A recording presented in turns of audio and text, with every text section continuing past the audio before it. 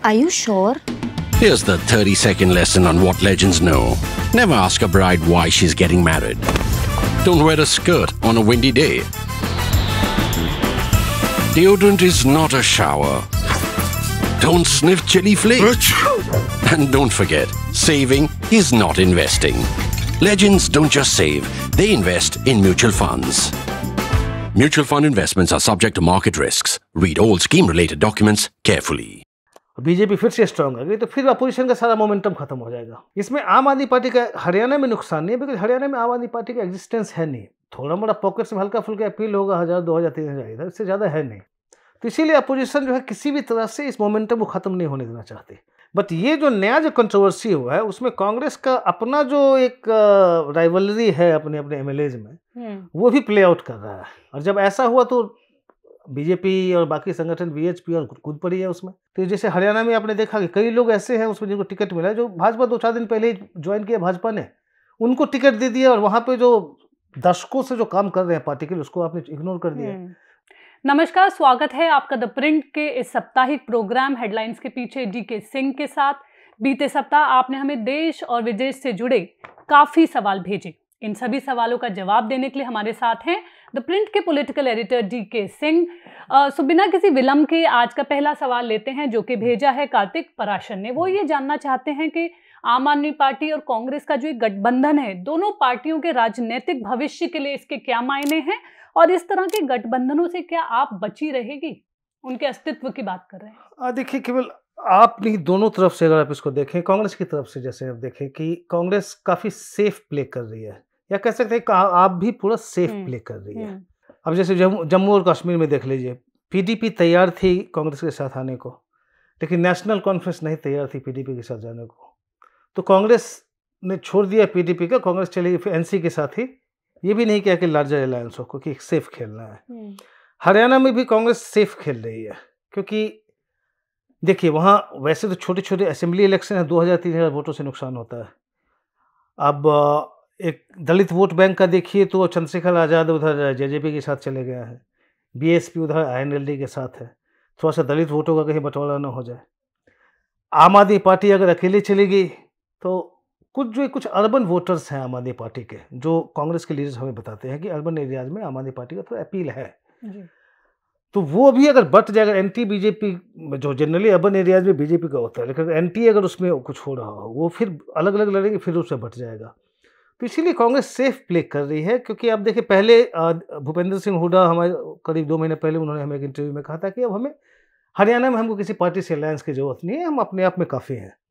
लेकिन अब view change कर रहा है कि हमें जो है सो जाना चाहिए आपके साथ। तो फिर से दोबारा से ये लोग दोबारा चले गए हैं कि ठीक है, इनसे बात करनी पड़ेगी आम आदमी पार्टी से। इसमें आम आदमी पार्टी का हरियाणा में नुकसान नहीं है, बिकॉज हरियाणा में आम आदमी पार्टी का एग्जिस्टेंस है नहीं। थोड़ा मोड़ा पॉकेट्स में हल्का फुल्का अपील होगा 1000, 2000, 3000 इधर, इससे ज़्यादा है नहीं। क्योंकि अब 2019 का असेंबली इलेक्शन देखें तो उसमें करीब 46 सीट्स पे आम आदमी पार्टी ने कंटेस्ट किया था, और उनको टोटल वोट जो है नोटा से भी कम आए थे।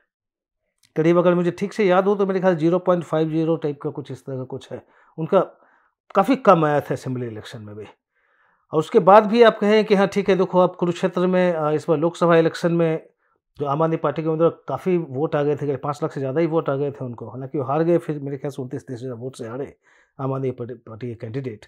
बट फैक्ट है कुरुक्षेत्र में वो कांग्रेस का वोट था, बिकॉज कांग्रेस से अलायंस था। तो उसको देख के, लोकसभा रिजल्ट को देख के ये नहीं लगना चाहिए कि आम आदमी पार्टी इतनी बड़ी फोर्स हो गई। मतलब ऐसा परसेप्शन होना जो थोड़ा सा मिस्टेकन होगा, बिकॉज कांग्रेस के अलाई थे। कांग्रेस ने देखा आपने हरियाणा में कितना अच्छा किया, 5 सीट जीत भी गई, काफ़ी पीछे से आके काफ़ी पीछे किया, मतलब जितना वोट से हारे थे लास्ट टाइम काफ़ी खींचा उन्होंने, और 5 सीट फिर जीत गया। तो कांग्रेस के फेवर में कुछ था, उसका भी आम आदमी को फ़ायदा मिला। तो मैं हरियाणा के परिप्रेक्ष्य में कह रहा हूँ कि ऐसा कुछ नहीं है कि आपको इससे नुकसान हो, जो क्वेश्चन कर रहे हैं वो इससे नहीं होगा। लेकिन अब एक तो कांग्रेस का मैंने कहा काफ़ी सेफ खेल रही है। ऑब्वियसली अभी जो लोकसभा के बाद आपको जो मोमेंटम मिला है, अगर अगले किसी असेंबली इलेक्शन में 1-2 इलेक्शन आप हार गए इस तरह का जो जीता हुआ लग रहा है आपको, बीजेपी फिर से स्ट्रांग आ गई, तो फिर अपोजिशन का सारा मोमेंटम खत्म हो जाएगा। तो इसीलिए अपोजिशन जो है किसी भी तरह से इस मोमेंटम को ख़त्म नहीं होने देना चाहती, और इसलिए जहाँ भी कोशिश करें वो साथ आने की कोशिश कर रहा है।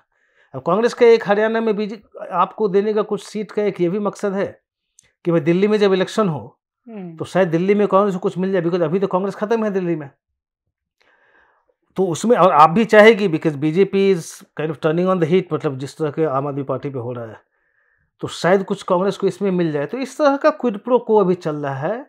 अपोजिशन पूरा सेफ, एक पूरा जैसे एक एंटी बीजेपी का बहुत ही प्लान्ड वे में जाना कि कहीं भी कोई मिस्टेक नहीं हो, जितना आप कर सके शासन उतना आप कर लीजिए। इसमें मैं यहाँ भी जोड़ना चाहूँगा कि अपोजिशन की रणनीति आप नई नहीं देख रहे हैं, आप सीधे पीछे आप चले जाइए 1967 में, जो हालांकि प्री पोल उस तरह का पैक्ट नहीं था, लेकिन जो संयुक्त विधायक दल वाला चला था। ऐसे ही कांग्रेस के कुछ धारा को लेके कुछ अलग अलग पार्टियां, मतलब सोशलिस्ट होते थे, स्वतंत्र पार्टी थी, जनसंघ, ये सब अलग अलग जुड़ के इन्होंने अलग अलग स्टेट में जो है सरकारें बनाए थे। उसके बाद से देख लीजिए इमरजेंसी के समय में जो हुआ, फिर से अपोजिशन वाली पार्टी यूनाइट होकर आई जनता पार्टी में। उसके बाद फिर आप 89 में देख लीजिए। तो एक हमेशा से ये देखिए, जब भी कोई पार्टी बहुत स्ट्रांग होती नजर आती है ना, हमारे इंडिया की पॉलिटिकल हिस्ट्री में है कि लगता है कि सामने वाला पार्टी बहुत स्ट्रांग है, तो अपोजिशन पार्टी साथ आना शुरू हो जाती है कि किसी तरह से इनको पहले डिफीट करें फिर आगे देखेंगे। तो अभी भी वही है कि आम आदमी पार्टी और कांग्रेस में कि ठीक है, हम दोनों के बीच में जितना भी है, एक्चुअली मुझे कुछ दिन पहले कांग्रेस आपके एमएलए कह रहे थे कि भाई तृणमूल कांग्रेस और आम आदमी पार्टी को सबसे ज्यादा सतर्क रहने की जरूरत है कांग्रेस को, क्योंकि आपने उसको रिवाइव कर दिया तो आप ही के लिए मेजर खतरा हो जाएगा। लेकिन अभी है कि उनका मेजर है कि किसी तरह से बीजेपी को पहले पीछे करो और फिर हमारी बारी आएगी तो हम देख लेंगे। वैसा है। तक्षशिला जानना चाहते हैं, अगर हरियाणा, महाराष्ट्र, झारखंड और जम्मू कश्मीर के नतीजे बीजेपी या एनडीए के अनुकूल नहीं रहे तो आप एनडीए गठबंधन को आगे कैसे बढ़ते हुए देखते हैं? झारखंड और महाराष्ट्र में भी चुनाव घोषित नहीं हुआ है, लेकिन अगर ओवरऑल अगर बात करें डेफिनेटली असर पड़ेगा। मैं ये नहीं कहूँगा कि इससे सेंट्रल गवर्नमेंट डिस्टेबलाइज हो जाएगी और एनडीए टूट जाएगी, लेकिन थोड़ा सा जैसे मैं कई बार कह चुका हूँ कि नीतीश कुमार, अभी आप देखें नीतीश कुमार जाके लालू यादव से मिल रहे हैं, तेजस्वी से मुलाकात हो रही है, तो बेसिकली ऑप्टिक्स है, वो एक प्रेशर टैक्टिक है कि बेसिकली मुझे जो चाहिए वो देते रहो। आज नड्डा जी से भी मिल रहे हैं। हाँ, क्योंकि नड्डा जी से आज मिल रहा है, तो ऐसा ही नीतीश कुमार छोड़ के नहीं जाने वाले। मैं डिटेल में पहले ही बात कर चुका हूँ। चंद्रबाबू नायडू का अभी छोड़ के जाने का कोई मतलब नहीं है, मतलब इस साल या अगले साल इस तरह का कारण नहीं है, तो बहुत ज़्यादा असर नहीं पड़ेगा। इसका ये होगा कि एलाइज काफ़ी असर्टिव हो जाएंगे। अभी आपने देखा है, मतलब एलाइज कई जगह पे असर्टिव हो गए। लैटरल एंट्री वाले इशू पे देखिए इन्होंने बोलना शुरू कर दिया, गवर्नमेंट को बैक ऑफ करना पड़ा। वक्फ बिल पे पार्लियामेंट्री कमेटी जेपीसी को भेजना पड़ा क्योंकि टीडीपी ने कह दिया कि ऐसा होना चाहिए। तो कई इशूज पे एलाइज ऑलरेडी असर्टिव हो रहा है। अगर इन असेंबली चुनाव में हारे तो एलाइज काफ़ी असर्टिव हो जाएंगे, तो वो फिर सरकार के लिए जो है ना, एक प्राइम मिनिस्टर मोदी का जो एक ऑरा है, वो जो आप इकबाल कहते हैं, वो खत्म हो जाएगा। फिर बात पे आम ट्विस्ट एलाइज करेंगे, तुरंत ऐसा कुछ नहीं होगा।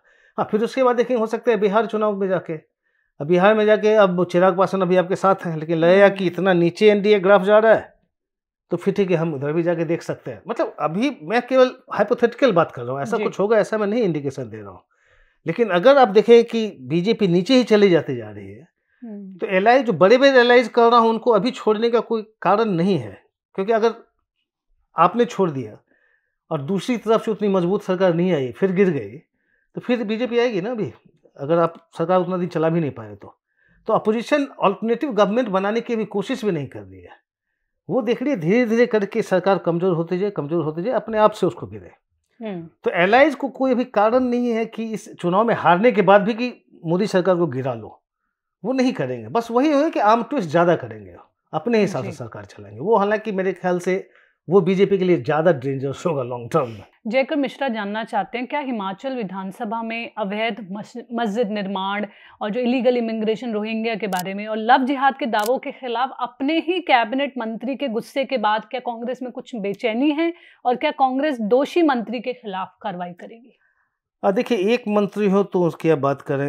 विक्रमादित्य सिंह हैं जो कि वहाँ के कांग्रेस के अध्यक्ष के बेटे हैं, वो भी मिनिस्टर हैं। उन्होंने भी कहा कि अगर इलीगल है तो इसको डिमोलिश किया जाए जी। और जहाँ तक अब पहले मंत्री की बात करें अनिरुद्ध सिंह की, देखिए उनका कॉन्स्टिट्यूंसी जो है ना वो शिमला से सटा हुआ है।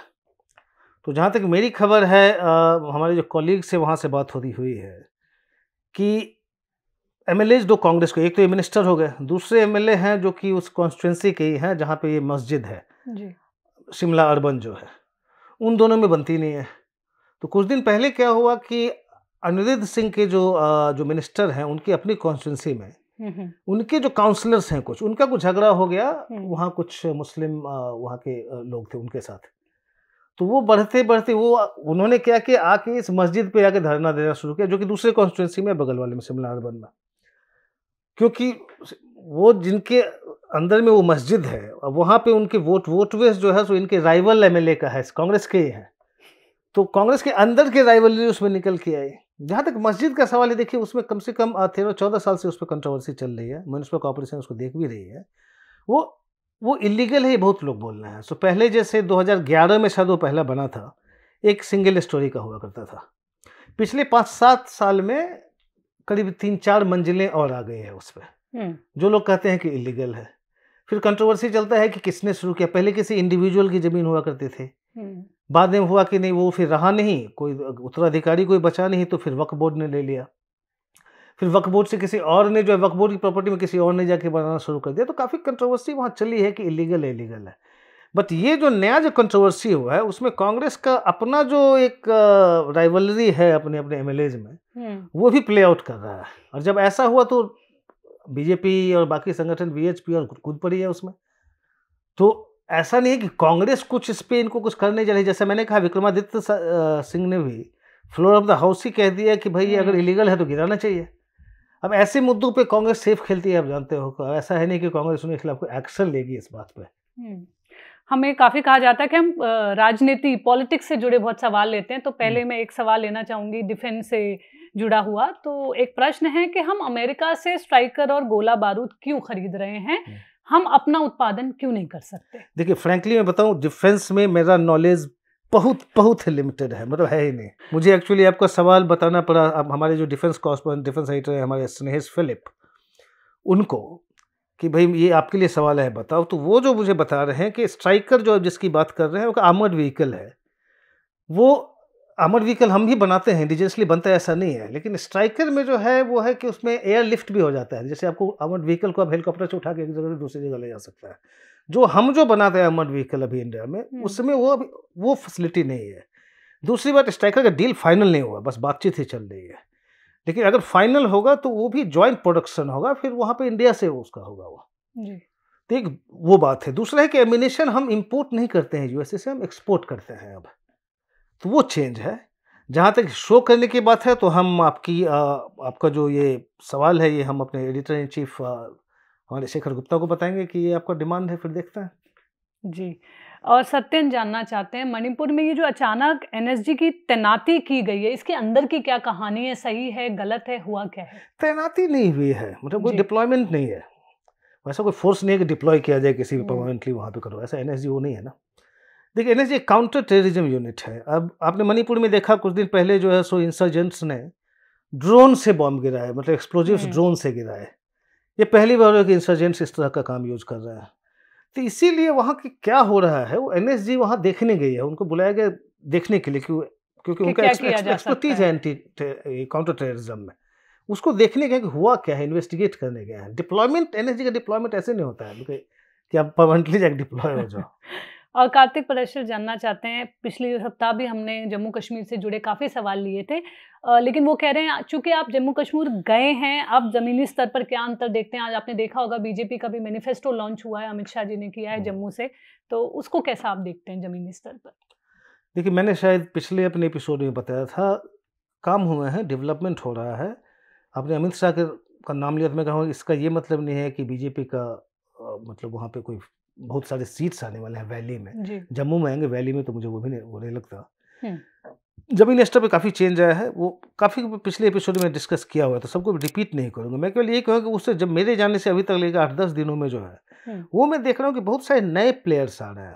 मैंने आपको पिछले बार ही बताया था कि इंजीनियर रशीद की पार्टी जो है अवामी इत्तेहाद पार्टी, वो चाह रहे हैं कि वो कह रहे हैं कि हम न्यू ऑल्टरनेटिव देंगे, हम एक नया ऑल्टरनेटिव। तो वो जो अपने कैंडिडेट्स इकट्ठे कर रहे हैं, कोई पीएचडी स्कॉलर है, कोई डॉक्टर है, कोई इंजीनियर है, जिसका पॉलिटिक्स में पहले किसी का बैकग्राउंड ऐसा रहा ही ना हो कि एकदम हम नया आपको हम चेहरा सब देना है। हम जब गए थे तब तक तो 9 सीट ही फाइनल हुआ था इस पार्टी का, इंजीनियर शरीफ की पार्टी का। अब और भी लोग फाइनल कर चुके हैं। आपने देखा जमाती इस्लामी चूँकि बैंड है तो अब इंडिपेंडेंट कैंडिडेट खड़े कर रहे हैं। तो इसमें बहुत सारे नए-नए चेहरे आपको आ रहे हैं, अलग-अलग तरह के, अलग-अलग बैकग्राउंड के। अब हमें ये देखना पड़ेगा कि जब जम्मू कश्मीर में अगर मेन स्ट्रीम पार्टीज़ की बात करें, तो कांग्रेस का तो फिर भी काफ़ी श्रिंक कर गया है, तो बेसिकली एनसी और पीडीपी है। 370 हटने के बाद जो है, उसमें जब 2019 में गया था तो लोगों में बहुत गुस्सा था नेशनल कॉन्फ्रेंस और पीडीपी के खिलाफ कि मतलब अब्दुल्ला मुफ्ती उन्हीं के कारण सब कुछ हुआ।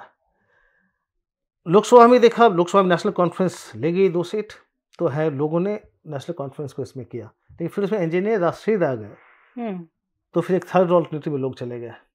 अब असेंबली इलेक्शन में जब बहुत सारे प्लेयर्स आ रहे हैं, कोई इंडिपेंडेंट हो गया आएंगे, कोई अवामी इत्तेहाद पार्टी से आएंगे, उसमें देखना पड़ेगा कि कश्मीर की जो independent party main stream parties हैं, नेशनल कॉन्फ्रेंस पीडीपी, वो अपना सपोर्ट बेस रख पाते हैं या फिर लोग उनको छोड़ के एक नए ऑल्टरनेटिव देखते हैं जिसमें बहुत तरह के इंडिविजुअल अलग तरह के हो सकते हैं। कौन सारे इंडिविजुअल्स हैं, क्या बैकग्राउंड है, अब धीरे धीरे हम लोग को पता चलेगा जब कैंडिडेट्स धीरे धीरे नॉमिनेशन फाइल करना, अब फर्स्ट फेज हो गया, सेकंड फेज, अब लोग आते चले जाएंगे।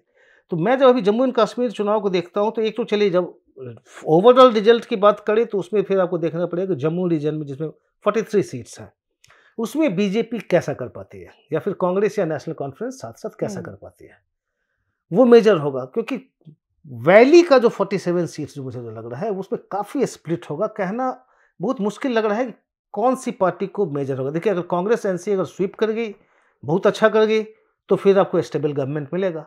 लेकिन वो जो मैं बहुत सारे नए नए प्लेयर्स की बात कर रहा हूँ, कुछ उसमें सेपरेटिस्ट भी हो सकता है, अलग अलग बैकग्राउंड के लोग उसमें हो सकते हैं, वो क्या प्रभाव डालेंगे? अगर उनमें से बहुत सारे इलेक्ट होके आ गए तो किस तरह की असेंबली आएगी वो कहना भी मुश्किल है।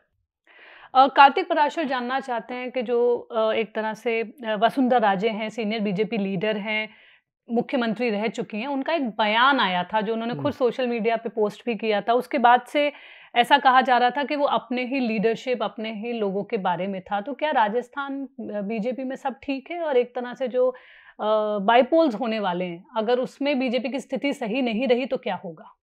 देखिए जहाँ तक मेरे ख्याल से वो जो बयान की बात कर रहे हैं वो था कि वसुंधरा राजे ने बोला था कि लोगों को जब पीतल का मतलब ब्रास का जो आप लॉन्ग वो नोज पिन होता है, हाँ, वो क्या दे दिए कि वो अपने आप को सराफ समझने लगता है।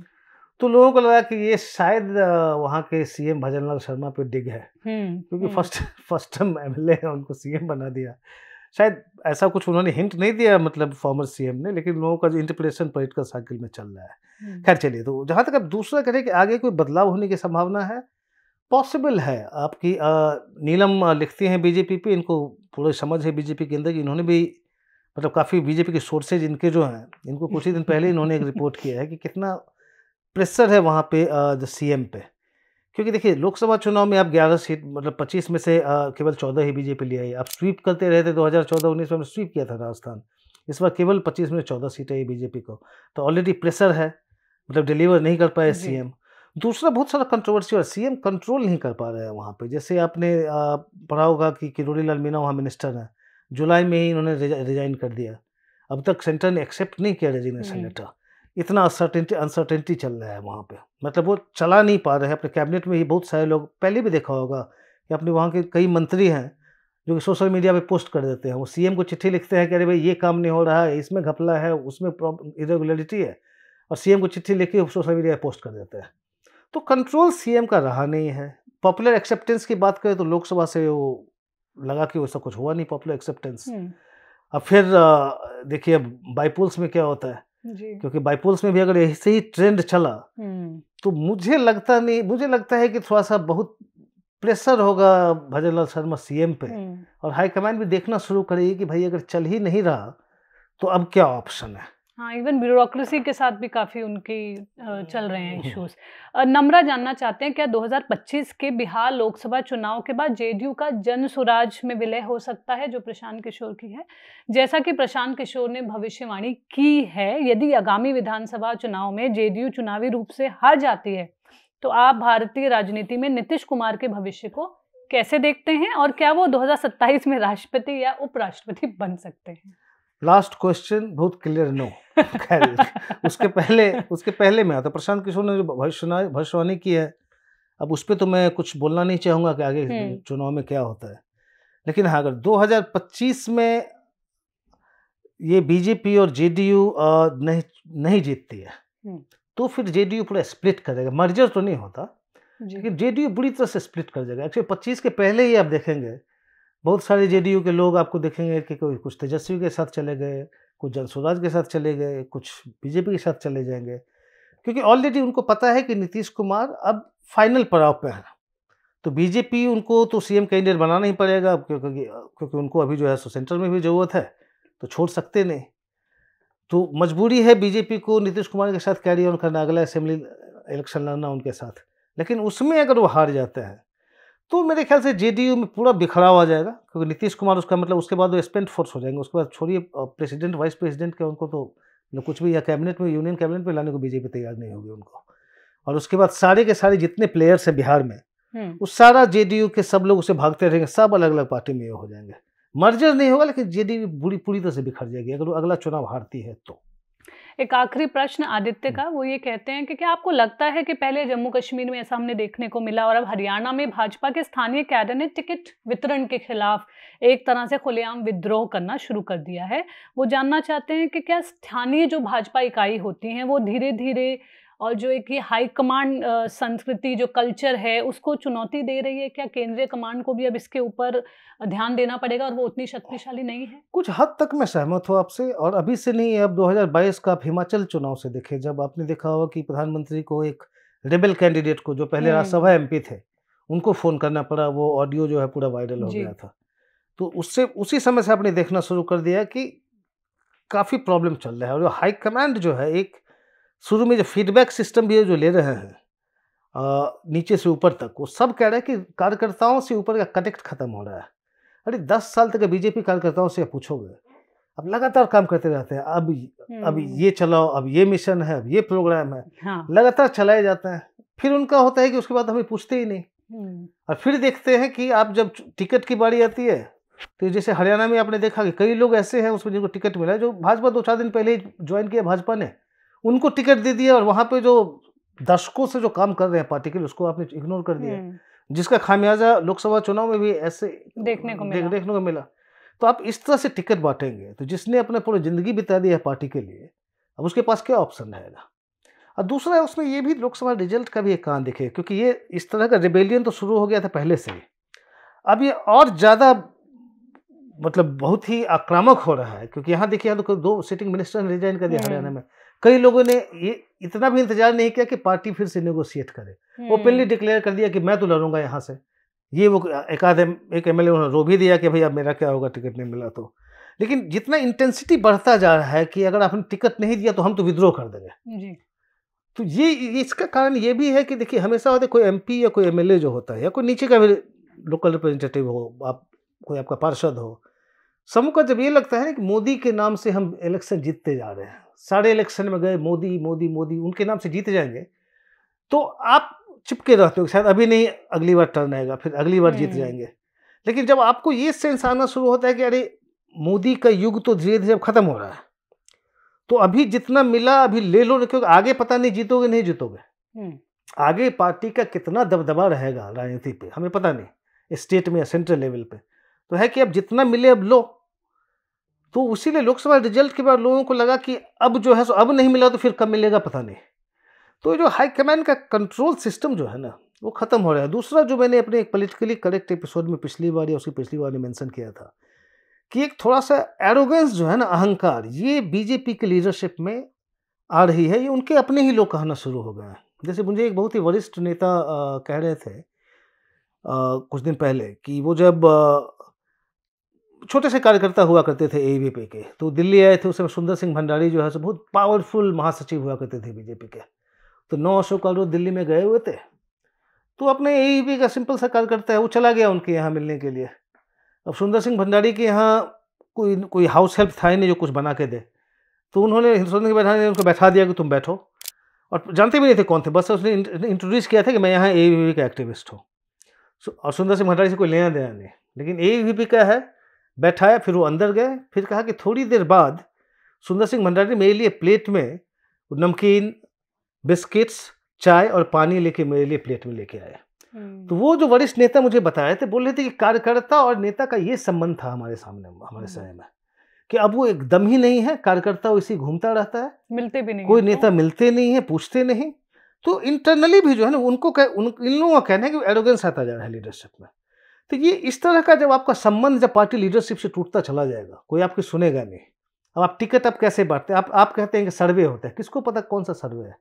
असली सर्वे है, बना बनाया सर्वे है, किसको पता है? एमएलए का तो टिकट गया, उसको आपने बताया तो नहीं ये सर्वे रिपोर्ट है, तो कोई ट्रांसपेरेंसी तो सिस्टम में है नहीं। तो ये बहुत सारे कारण हैं जो कि बिल्ड हो रहे हैं बीजेपी में। जो लोग कहते हैं ना कि बीजेपी कांग्रेस बनती जा रही है, तो ये सारा कुछ जो कांग्रेस में हो रहा था फिर से बीजेपी में हो रही है। मतलब अब जो बीजेपी में होनी शुरू हो गई और उसी के कारण अब ये सारा कुछ तो खतरे की घंटी एक तरह से बीजेपी के एकदम लिए। हमारे सारे सवालों का जवाब देने के लिए बहुत बहुत धन्यवाद। हम हाजिर होंगे अगले सप्ताह फिर एक नए शो के साथ।